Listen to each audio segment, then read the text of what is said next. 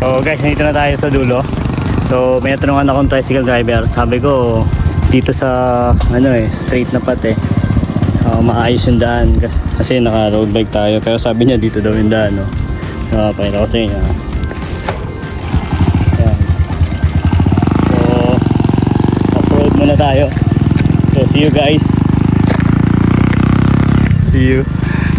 Kaya natin to.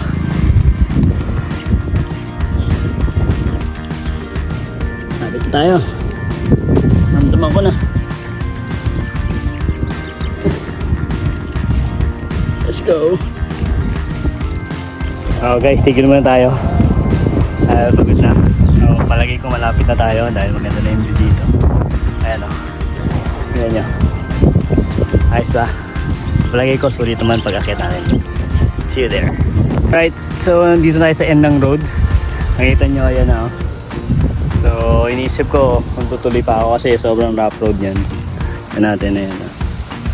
Rough road yan, tapos naka road bike tayo. Pero iniisip ko kasi kung tutuloy pa tayo dahil ayos naman na yung view dito.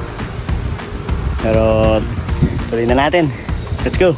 Ayan lang natin. Tapos sabi ni Manong, ngayon tayong kakaharapin na sa sementeryo. Yun, sumuot ko na lang bago tayo pumasok doon. Ayan, so yung sementeryo doon. So good luck sa atin. Ayan, nag-iisa lang tayo. Nice God, kasama natin sila. May God the Father, God the Son, and God the Holy Spirit naman tayo. So ayan, ayan ang kakalapin natin. So ayan na nga, akitin pa natin yan gamit yung road bike natin. Siyempre magtutulak tayo, diba? Ayan, rough road, medyo maputik. Video ka, sige, agatin mo ako. Video ka. Grabe mga bantay dito sa New Zealand. Ayaw ko papasukin. Video ka. Good morning guys! Nandito na ako sa New Zealand. Ayan road bike, umakyat ng bundok at naka-cleat shoes. Umakyat, ito lang naman yung view ko. Ayan New Zealand in Pangasinan. Alright.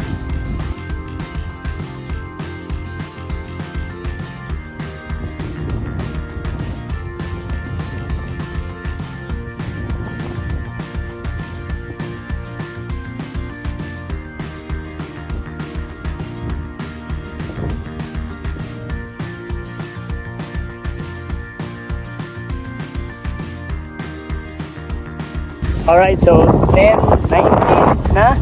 So pauwi na tayo. So 60 kilometers away.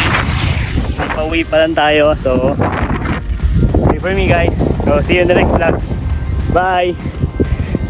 Sheesh.